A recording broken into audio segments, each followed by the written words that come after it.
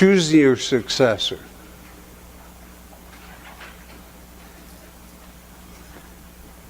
Now, I don't think there's any way to do it. You may not have all kinds of options, or you really intend for your child to be the one, so there's going to be some things on here. Some of this is going to be redundant, but I'd like for you to at least think about some of these things as the day wraps up. One of the things I want to know, if you're going to have a successor, if this is really going to be a succession, have the CEO and their spouse planned for and started funding a retirement program? Do they have an estate plan, and has it been communicated? What is their exit strategy and timetable? And what is the current CEO going to do next? Unless those things happen,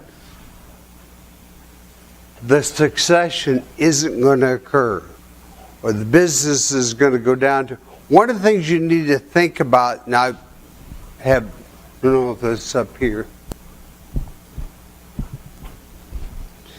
If you wanted to bring another person back to the business, not just to have one, just to make a job for them, one of the key issues, can the business afford them? Because one of the big things on here, and we'll go down to after this in just a moment, is if the retiring CEO has to still live off the business, can it really afford to keep going to take because especially if they don't end up contributing, they've done what they did, this is what they built their wealth and other things. Therefore, should this just be rented out and they just live off the income, or can it support and grow another thing? Just as a general rule of thumb, if you're ever thinking about bringing a person back to the business, I don't care family member or not, can the business really afford them?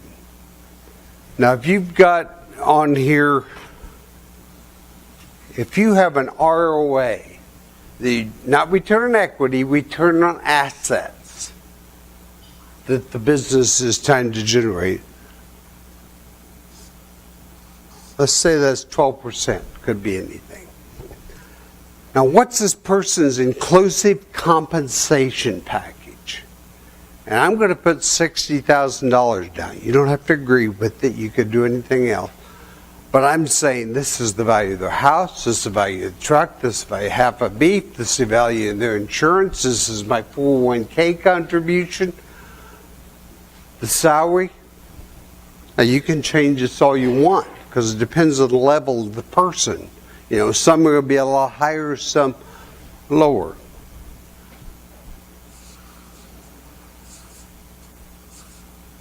Let's say that's $60,000.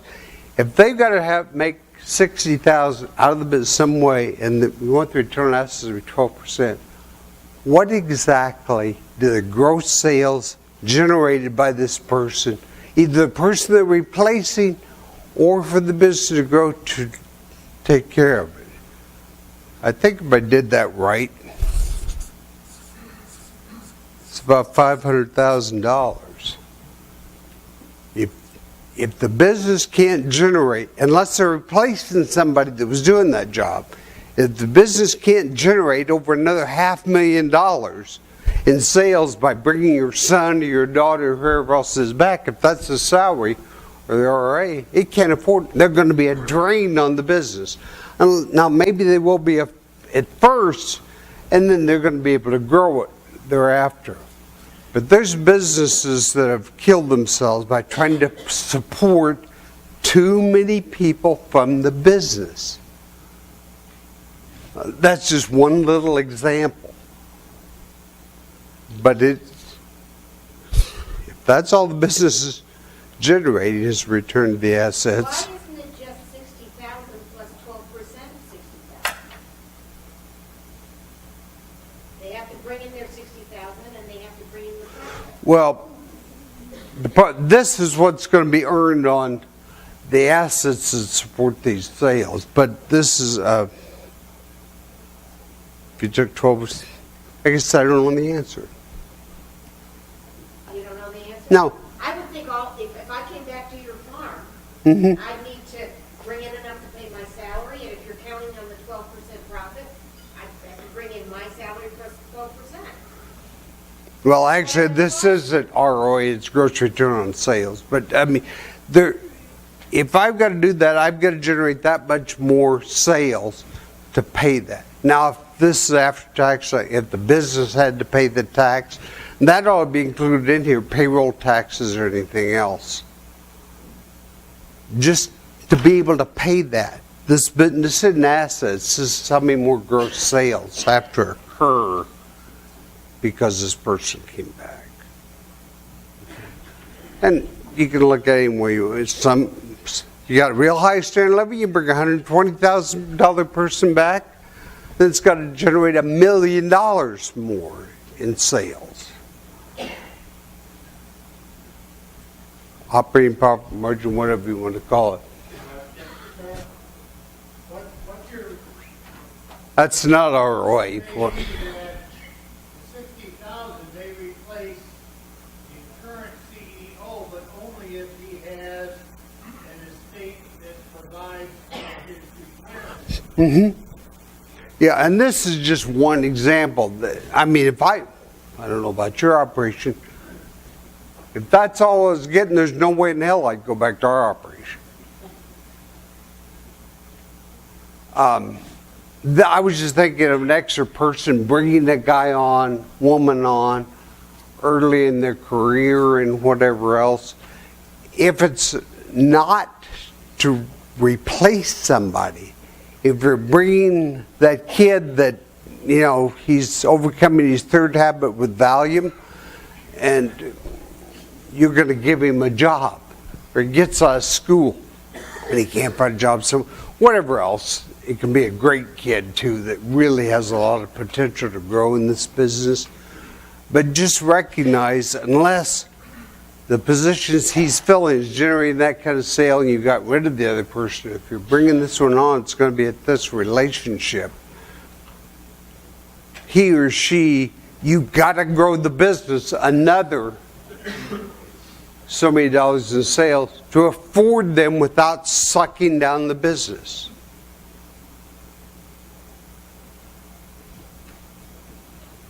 Okay. Another thing you need to be asking yourself, you'd say, well, what does this have to do with choosing your successor? Quite a bit. Are the parents going to be moving off the home place?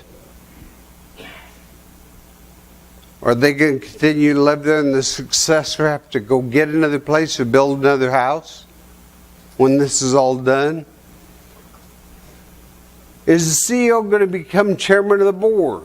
Or is he or she going to be part-time seasonal labor? Or are they going to fully retire? Because whatever they're going to do has something to do with how much this business is going to have to come up with to keep them going, even though they're not maybe actively working in the management of the operation of the business. Will the farm have to support them after they retire? And by that I mean salary, benefits, pay their rent if they're going to live somewhere else. They're going to move to Phoenix or whatever. No, maybe they're going to buy another house. Okay. This is the end question. Can the business support them at the level to which they've grown and would like to retire? And most people like to, after they built something all their lifetime, have to go into poverty or struggle after they've retired. So what I want to know when you're choosing a successor, can the business afford them? Because that's going to determine, in part, is the successor going to be happy?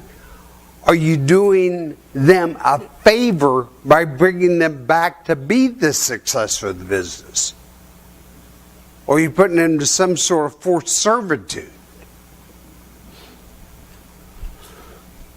And there's more of those out there than you think. Do the current owners want the business to continue as an ongoing operation? You probably figured that out. Maybe you do. If they do, do your heirs. If there isn't somebody that really wants to come back and run this, you can do two things. You can hire another, the successor can be an outsider, a non-family member, or you can sell the business, or you can rent out if it's land. Neither should the farm be sold or rented out.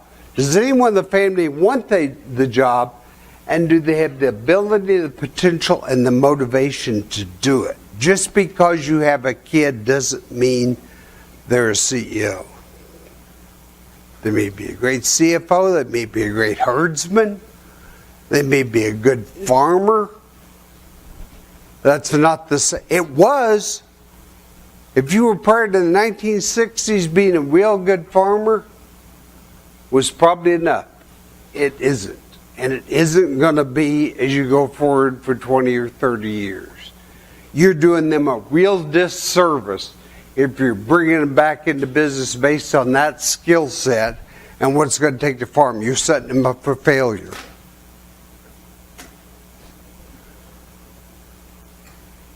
This is a big thing too. Does their family support the decision if they want to come back? I don't know who I was talking to at lunch. Let's say this is a guy and he's married some girl from New York City or Dallas or San Francisco.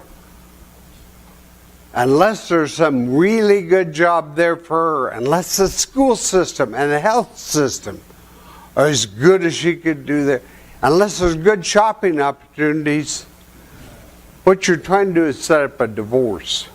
You darn well better have that prenuptial agreement in place, because she's not going to be that. It's a generational difference too, the lifestyle difference. It has changed. It's not a matter of, well, I don't agree with that. That doesn't fit my value system. What is. And if all her friends or all his friends are living that way, they've got other opportunities.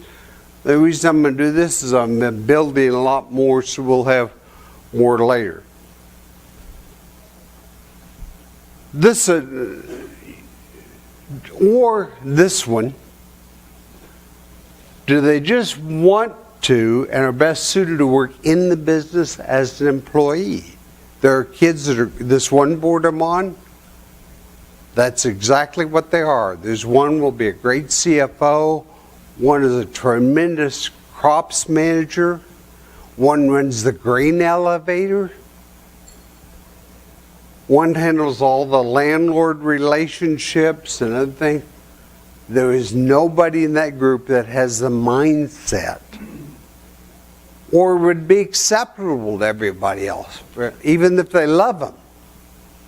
Because they just aren't visionary. They aren't change enough oriented. Fact is, they did this personality test. I may talk about that in a moment, which isn't just personality. It's looking at attributes. These kids are all resistant to change. They like the way things are now. They just want to do them really well. And the idea of growing the business stuff just does not fit with what they're comfortable with. That's not farming, unless you intend to be moved to a part-time status. So if the successor has already been chosen,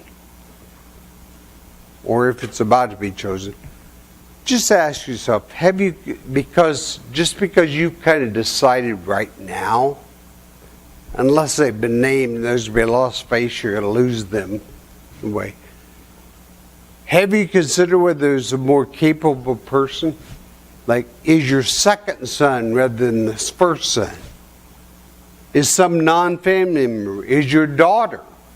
Is your son-in-law actually more capable of being the CEO?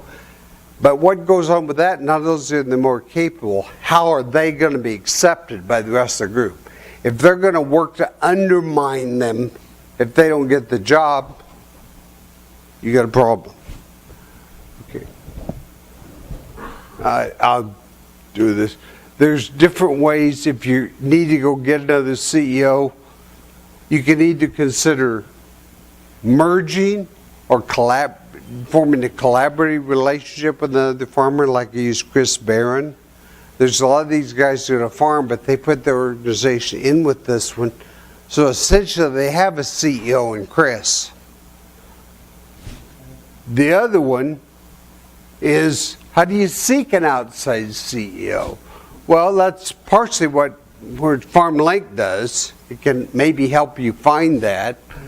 There are recruitment firms, AgriCareers, other things, but just have you thought about it? And you need to think about it earlier, because this is my own opinion. You don't know when you're going to die. You don't know when somebody else is going to die either. You don't know when you're really going to quit. But I think at an absolute minimum, a person going to be CEO needs to be on the job, and they need to be at a level and training for, and a transition of turnover needs to occur at a minimum of 5 years. Just, there's times when you get hit by the beer truck, as they talked about, has to be over. But trying to do it shorter than that's a mistake. I think you ought to start 10 years or so before. I just think 5 years is pushing it.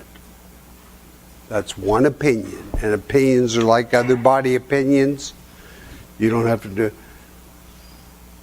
Sometimes there are actually farms that do this. I've seen a lot of CEOs in Farm Credit Association that after they take on the job, in adapting to it, use an executive coach. Do you know any farmers that have used an executive coach?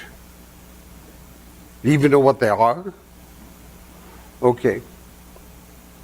I use Mark Wright. The CEO of the Farm Credit Board I'm on realized he was a very autocratic, and yet he wanted the team to build, but he knew that wasn't just the way he was wired. Now, these are little farm credit associations. He went through Mark Wright's program. He's got 3 senior executives under him, a CFO, a chief credit officer, and a chief operating officer.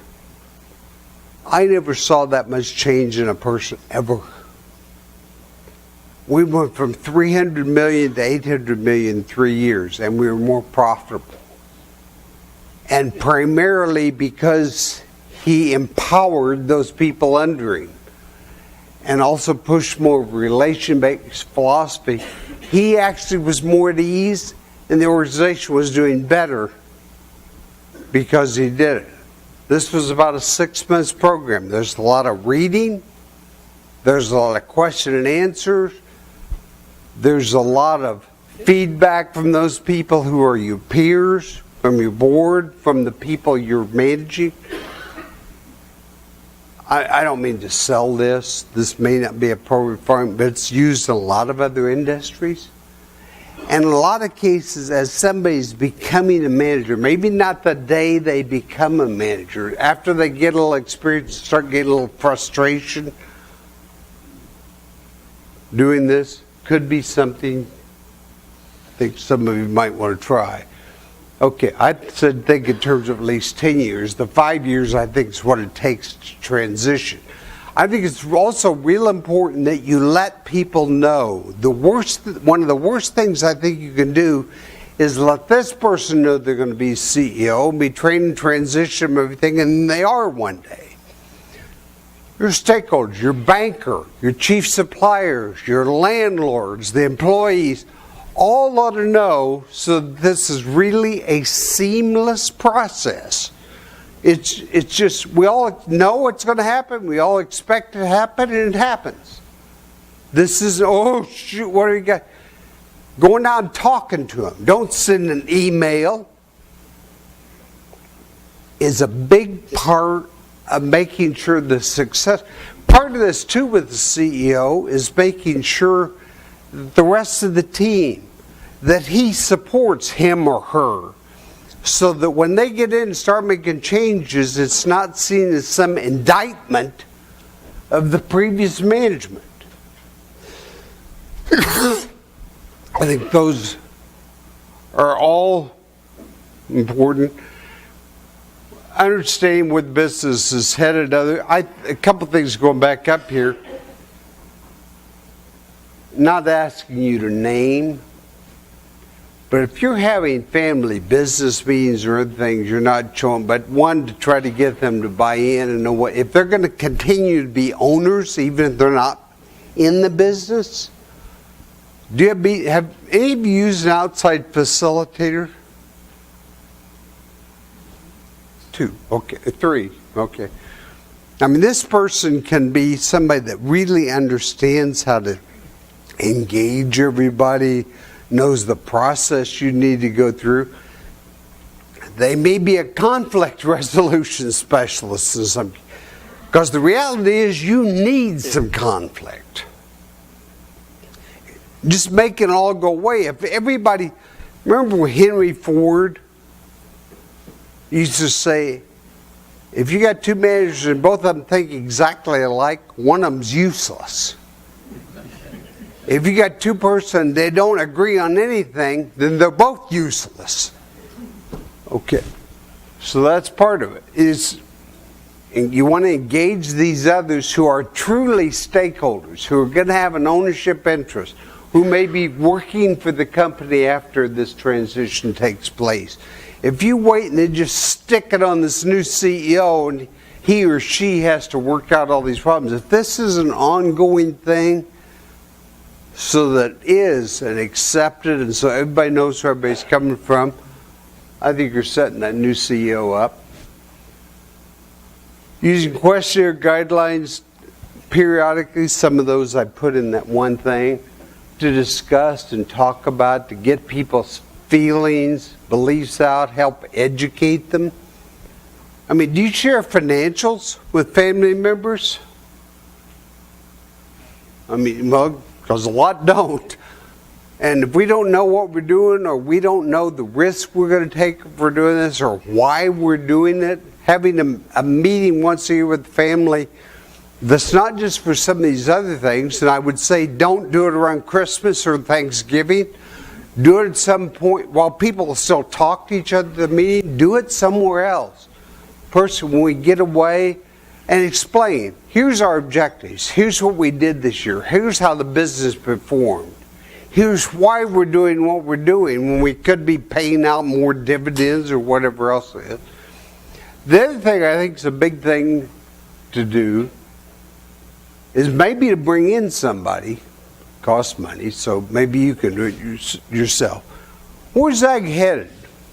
What are going to be the drivers of change, and what's it going to take for the business to remain competitive in the future? There's the long term, but at least for the next 10 years. You don't know what kind of black swan events or whatever else are going to come up. But I think you ought to have the people, the CEO, but also those people that are going to support the decision owners so they don't want to sell out and so they're supportive of it, ought to have some idea. Why are you doing these things? Why are we still trying to grow when we finally, we got $10 million assets sitting there, or lots more in some cases? We don't just sit there and just draw off of it. In parts because it's going to be about the last generation there is, and then it's going. Okay. What's the vision of the business? Skills, talents, attributes, including attitude and leadership ability, people skills for the successor that are going to be needed. You may be very, very bright and a visionary, but you're an asshole. Okay. If you're going to run this business and you need leadership ability. Okay. What we need to lead the business going forward, I think this is really important. I think you need to develop a job description. I think several people who are involved in ownership, essentially this is the job of the board of directors if you were another type of company. So you might as well do it for this one. Whitman's got a little example in his book. There are others. You can look around. What exactly, and as you get to be a broader management team, these things may become modified. This may become more important. More of the stuff ought to be delegated off to someone. In the future, one of the things I think is going to be very, very true, and some of you, I think you back there with the poultry operation, the management team, in addition to the CEO and bigger operations, black gold and other things like that, it isn't just a matter of what are we going to do to develop this CEO. You need to think about, for this business to be viable in the future, what do we need to have here, and how do we need to not only develop them, but develop succession for them. There's some businesses, if your CFO left mid-year, you'd be in darn near as much trouble as if your CEO left. Okay. What are your contingency plans? Remember I talked about 4 Ds? Death, disability, divorce, and departure. Somebody wants to heck out of here. You know, in many cases, disability can be more detrimental than death or divorce. They've got to be supported. Everybody still loves them. They can't do anything anymore. Do you have a buy-sell agreement? I'm not going to discuss it next. We won't get to that because there's lots of things. You've got to love about 2 or 3 things in your paper. I happen to personally believe a buy-sell agreement is important to a closely held business as a will is to an individual. You know, how are we going to value it? Who can own this? How, you know, other things. Can we force a sale? How are we going to value what we do? Do certain events trigger it? Like I said, the more that you can do this while everybody's getting along. Because I've seen these fail because they can get agreement, let's say if there's 20 points, on all but 2 of them. And they know if they force those, nobody'd ever sign it. So they leave those 2 alone. Guess which ones blew up? Those 2 everybody knew their problem, but we can't get anybody to sign this or agree on this right now. If there's husbands and wives, if you're in community property states, or if you have joint ownership or whatever, they all better sign it. They all better be there at the time the attorney or whoever it is explains this. Not just that, well, part of your argument is going to be, well, this was just shoved under my nose, and my husband or my wife told me I need to sign this. How well do you think that holds up in court? Not too well. I mean, those sort of things. If everybody's there, everybody gets to the questions and agrees, the odds of this holding up if it ever gets challenged, okay.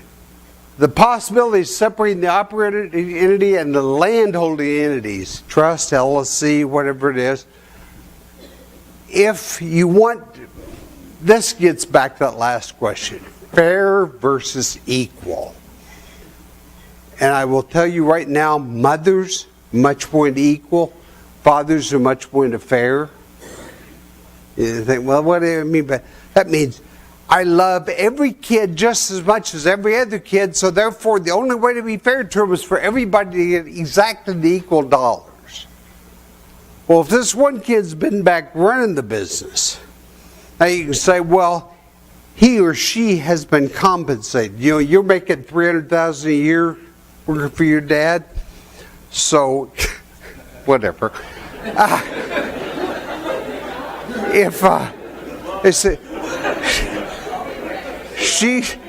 She's being paid, therefore whatever the business is doing, she's been well compensated for it. But there are kids, and you have to think about this, that they came back and started taking over, and this business is now 4 times as big, 4 times as profitable as it was without them there.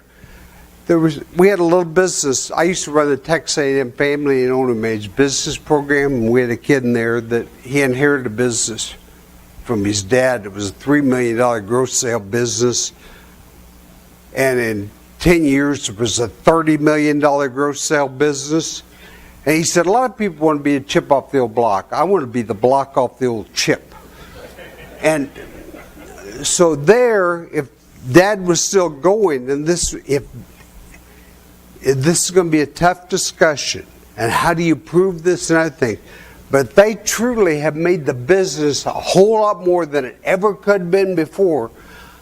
I really don't want to pay my brothers and sisters for the part that I built. If this was a 600-acre operation, now it's 6,000, plus the land has gone up from 3,000 acre to 10,000 acre, I don't want to have to turn around and equally pay off all my... I'm not saying there's one answer to this. I'm saying this is really going to be a big issue. And you need to decide early on how this is going to be handled. You know, the buyout and other things. This one, where one of the kids, you've decided we're going to make the land equally divided between everybody. We're going to set it up so the one child that stayed on the farm can own all of the operating entity and his or her 1/3 or 1/4. Have you created a lease, a surety in the landholding entity? I mean, because just as this one gets done and the other 2 or 3 decide, as soon as mom and dad are, we're going to wait until they die, but as soon as they're gone, we want to sell this son of a gun out. I want my money. It's a big asset on my balance sheet and it doesn't give me anything. Have you given this kid a right of first refusal? Some lease of surety for some period of time, maybe not forever, but there's going to be issues that you want to prevent from happening, or you want them to, or if they're going to have to buy them out, does the buy-sell have some sort of installment, have a valuation basis and an installment purchase basis set in it? If you don't have this, I mean, I may have 100% ownership, no debt whatsoever. Now I got about 2 or 3 siblings. I take this thing to a leverage level that just blows it out of the water. I think these discussions have to take place, or there's going to be a bomb go off someday. Okay. What's sweat equity worth? I talked about that earlier. You know, can you make the decision on how much, in addition to their salary, they're being paid? As this thing become bigger or grown, and you may not ever agree, but just somewhat, at least, may be part of it. Are the successor or heirs remaining in the operation going to have to buy out the non-farm siblings? If they are, what price and under what terms? Do you have insurance? Maybe a first to buy die provision that gives the business the liquidity or whatever it is to pay off the other heirs and not create put the business in such a financial bind there's no way it can take care of itself. What if something happens to CEO or current successor? Do you have a backup plan to that? I guess I'm done. Now we'll have to see how much time I didn't. I got 10 minutes. I've got some other things tomorrow I'd like to talk about, but I guess all you've done is sit here and listen. Before I shift to something else tomorrow's going to be one part me talking again, and one part I'm going to give you something to do, and then come back, okay? But and I know some of you, it was mentioned earlier, are going to be leaving tomorrow. We've got about 10 minutes left. Do you have any questions or comments? It could be either one. Yes? You talked about peer advisory groups before, but also along the way you talked about individual consultants. Advisors. It seems to me that, and I've heard this before, that there's some value in having some, we can view them as a team rather than individuals. They encourage communication amongst them and with you. Yeah, okay. There's two things. I think there's succession planning, there's estate planning. The family business meetings and stuff, I think it's useful at times, especially if there's a lot of conflict, to have a mediator or family business conflict resolution specialist there just that's done this a lot. The board, there's a board of advisors I think is important. Whether you call them a board or not, I don't think that's what they really are. If you're doing estate planning, like your financial planner, your insurance person, your attorney, your CPA, I think you ought to bring them together. Maybe it's on a retainer agreement or something like that. So they all sit there and they all have to hear what you want, you, your wife, etc., want to happen. Because otherwise, if you give each one of them, every one of them is going to come back and show mine is bigger than his. Like whatever. And all I'm going to tell them is, I ask any questions you want in front of the other people. And then when I want you to go away, I want you to get together and I want you to jointly bring me back a plan that you're all in agreement on. If this happens to include more life insurance, then I know it's not just a function of life insurance sales and wanting to sell more life insurance. This picking one off and playing them against another, whether you think you're doing that or not, everyone's got to prove he knows more, is a little better than the other. I want them together. I want them to hear the same story. And I want them to then go away and come back with a plan that they think best meets my objectives. And what I would do is, as circumstances change, or even if they don't, every so often, bring them together as laws change, as your circumstances change, and let's review it. And maybe nothing has to happen other than that review, but you put something in place when you're 25 or 30 and you're 50 and nothing's been done to it. If nothing else, the laws have changed a whole lot. But that would be one type of, I think the peer group is more strategy, business issues and others. And like I said, you could have a whole team of advisors on. Some people like an advisory board and a peer advisory group, and this group of advisors, I think you can overdo that just for life. I think a facilitator may help to get some of these discussions, some of these conflicts worked out and get the discussion going. And when that's done, it's done. The board advisor just a one time, bringing it back periodically, just making sure everybody hears the same thing, and so it's not a matter of trying to show each other up.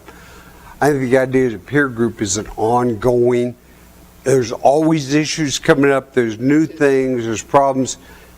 You need a continuous learning process. So I think they can be separated, and they have different purpose. That's. Is your loan officer part of that succession advisory group? Can be. I mean, I think you have decided, if you got a financial planner who's also selling insurance, you probably don't need an insurance person there too. But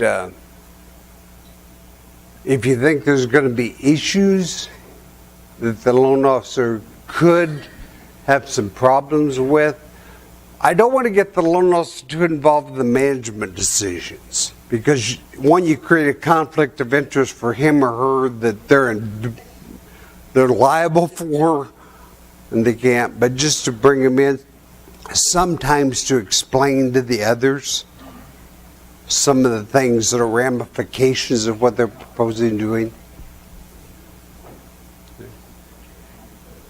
Yeah, your tax cut and your attorney and either financial planner or insurance person together. And if you think there's likely to be issues where the loan officer, this isn't about viability or making management decisions, but just as a reactor in that and understanding, are there going to be consequences to whoever's there that need, or is it going to affect how the lender looks at this thing? And then I don't think it hurts.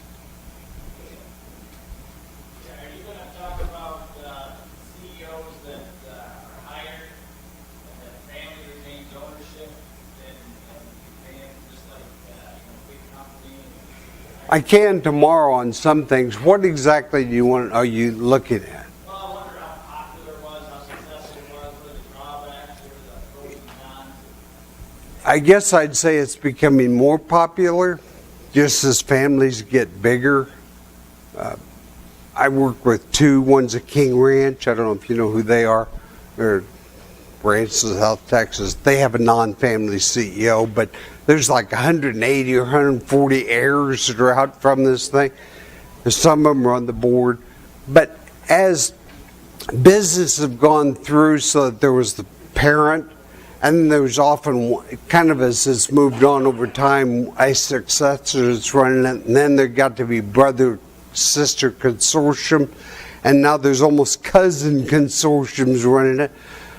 I can see once you get so far, those maybe ought to be the board, and there really needs to be somebody there as a hired CEO to run.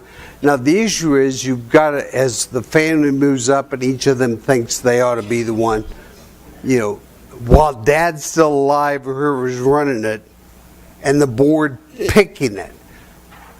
By the time that comes along, the board really needs to establish that it is the governance organization, the policy, the financial accountability, the salary of the CEO needs to be set by the board, you know, comparable to what they get in another job. I can mention some things tomorrow, but it is becoming more popular, and partially because of the size and complexity of businesses, and because you have some kids that it may be so much of a deal, they want to, or maybe they're not ready yet. There's businesses that will have 10 years or so with this outside CEO.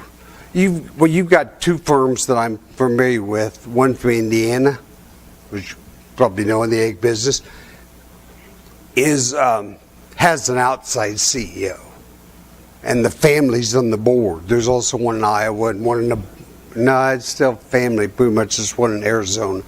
But part of it is that as it becomes big enough. I'll try to mention some things. I don't know that I have an exact set of rules, but I think there's some things to consider. Oh. 45 years ago, I was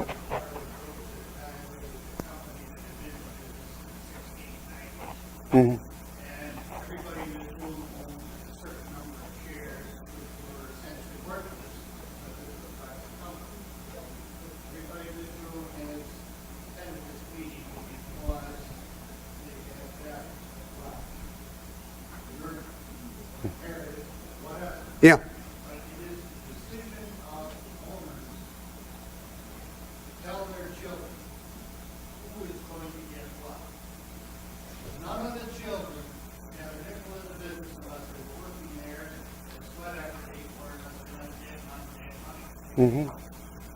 So all of the advisors are going to say all the tricks and so forth. But the owner of the business has to tell Sissy or John or whoever what you're going to get and what I've decided. Don't play the brother, don't play the sister.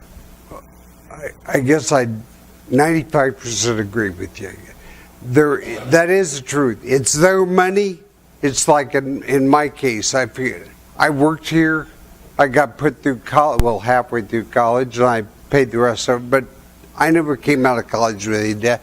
That was my dad. He owed me love, a house, and support my education. Then after that, then grad school was National Science Foundation, whoever else was paying for me. He didn't owe me anything. But there's a lot of kids that don't feel that way. A big part of the parents, that 5%, is going to be how really important is it to me, especially if I do it like I think I should, which is to tell them and explain the reason before I die. Obviously, one way to do it, so that doesn't become a problem, is I just set it up on my will, and then I go to the grave, and they have no idea, and then they get it. And there's lots of parents that do that. But, yeah, that's exactly what happened. But, so from that standpoint, there probably should be some consideration, some explanation given to it, but a lot of grandparents don't want to because then they won't see the grandkids again. Or there's going to be, the kids won't talk to each other. You can say, well, they're that kind of person, we don't care. But most parents do. And so I think explaining it, trying to be fair, not necessarily equal. And some kids would just as soon not have a long-term wealth-building asset. They have money they can spend. So part of it would be explained that way. Legally, there's probably no question. It's the parents' money. Parents can do what they want with it. But I think there are other factors that a lot of them consider more, especially if they're married parents.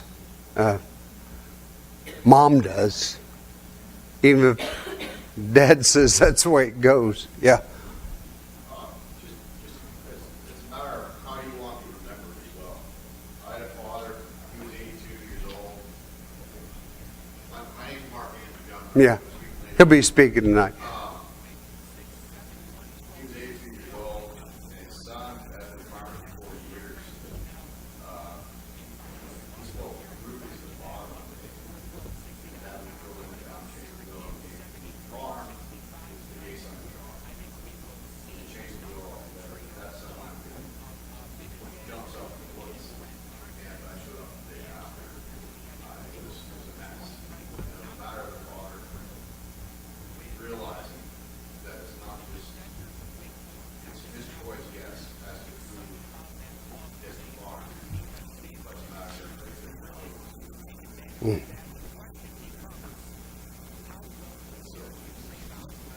Yes.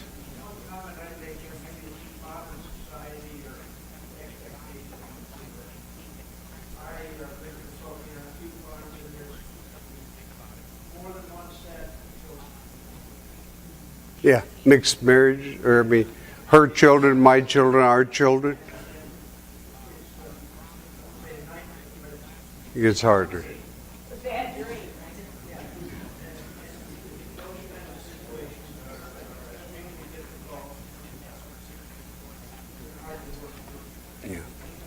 I still think it's worthwhile to sit everybody down and tell them what's going to happen, why, so that there isn't all this uncertainty, that there are expectations. But I agree, in some of those cases, it's just going to have to be, if it's not covered by prenuptial agreements or whatever, it's going to have to be.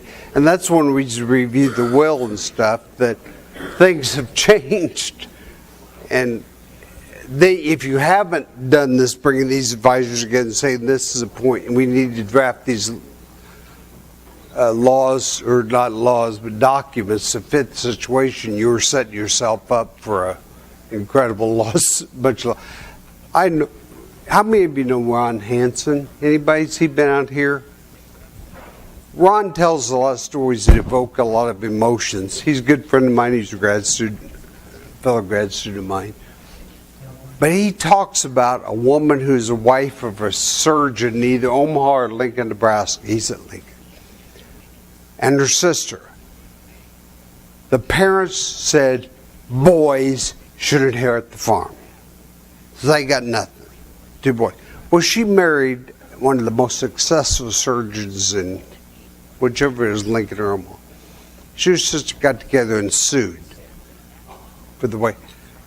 What finally happened is she broke the 2 brothers. The farm had to be sold. They got nothing. She got nothing. She built up about $150,000 in legal bills. And she said it was worth every cent.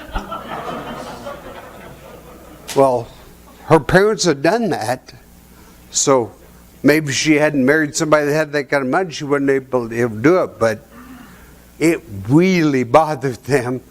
And she was willing to spend a lot of money to break the 2 brothers. And so you think that's sick. Nobody do that. They do.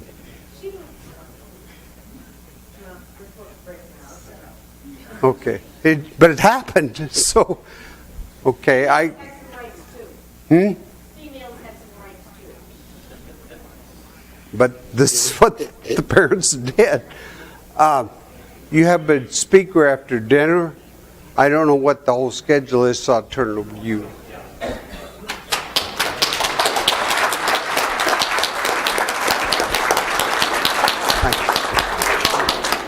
Okay, thanks, Danny.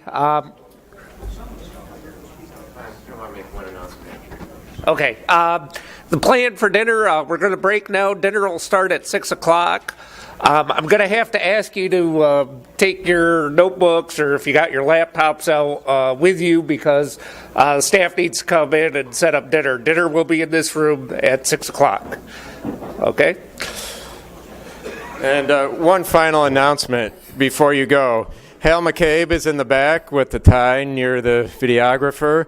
And if anyone would feel so inclined to talk to Hal and the cameraman about just 3 short things for your farm, a little bit about your farm, why you came here, and what you think of the meeting today, and maybe a 4th, or what you plan on doing. So if you could see Hal, these testimonials are important for when we go to sponsors to do the next conference.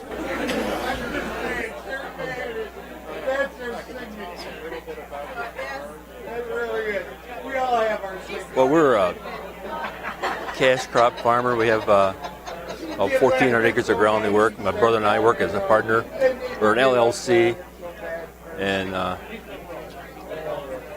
we're getting up in age. We're both 70 years old and over.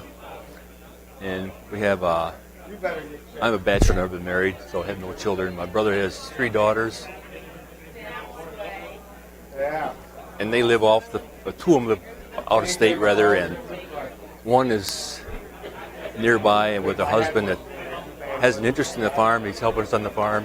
He's good at what he does, and I told him we'd like to bring him in the circle with in the business, and that we need to have some kind of advice how to do it, and that this is a good meeting to come to for that. See,